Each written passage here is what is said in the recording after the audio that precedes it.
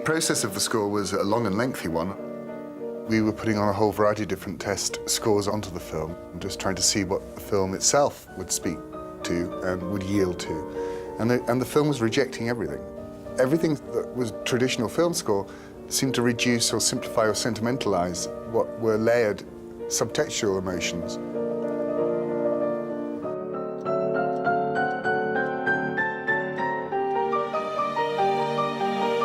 We all knew from the very start that this was a fantastically difficult film to score because it is not in a genre. A composer takes his cue from the idea of what kind of film is this, but this film isn't any particular kind. What we're really talking about is someone who, rather than writing what's called program music, is a composer in his own right. I would say there only are 3 or 4 in the world. And I think, obviously, Philip is the preeminent example of one of those. We kept on referring back in our temp score to Philip Glass, who was not on board at the time, and it seemed an incredible stroke of luck and when he finally agreed to write the whole score for us. This is a movie about art. It's about how art affects life, which is, well, would you agree it's a little bit rare? We don't come across that very much. I liked it right away, and I said, oh, this is a very, very interesting movie with a lot of quality in it, both in the writing and the directing and the acting and everything. It's a very challenging job for a composer because we'll say, how is the music going to function in this?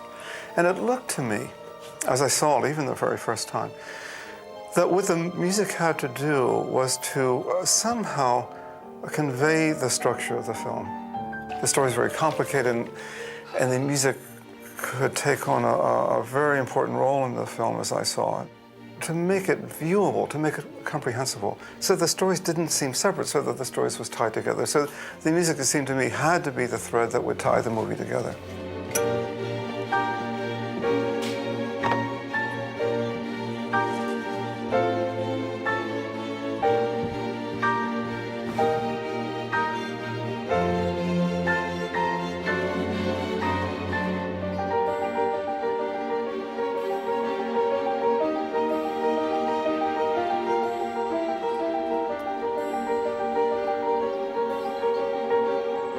You might have thought you could have a different music for each of the periods. And I said, no, I wouldn't do it that way. I wrote the same music to go through all 3. As those characters reappear, variations of these themes appear, and so you have the feeling that the music at the beginning really is the music that you hear all through the film.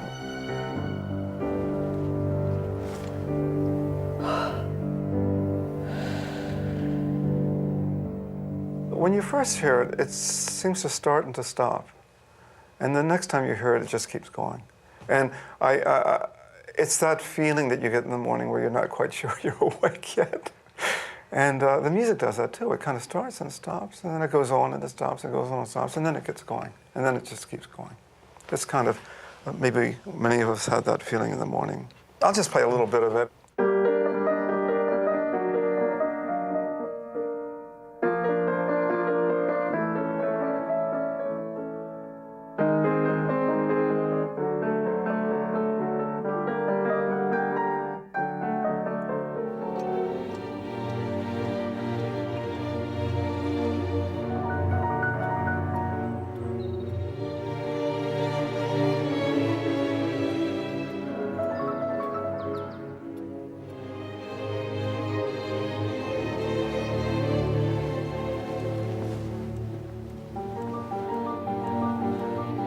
I chose the piano because I wanted an instrument that was very personal, that could cross periods very easily.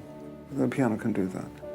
And I combined it with a large string orchestra to give it a kind of a density and weight of sound.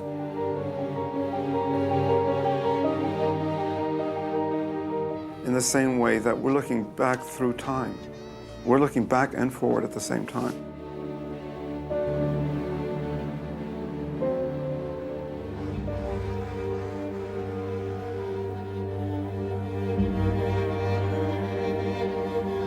At the very end, we hear the Virginia Woolf character, Nicole Kidman, is talking about facing life and how she has to face life.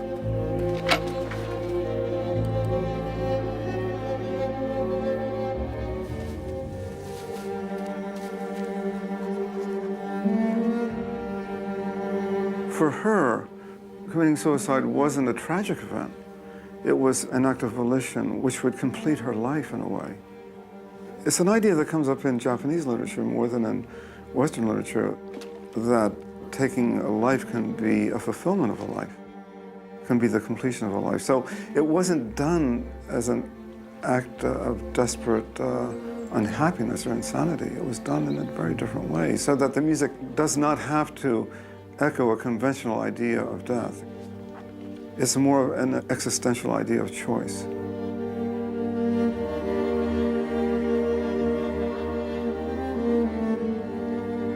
There's no question that the emotional point of view is conveyed by the music. Images are surprisingly neutral. Not that they don't have an emotional content of their own, but they can be easily manipulated depending on the music. So that the direction the music takes, it's like it's the arrow that you shoot in the air. Everything follows that.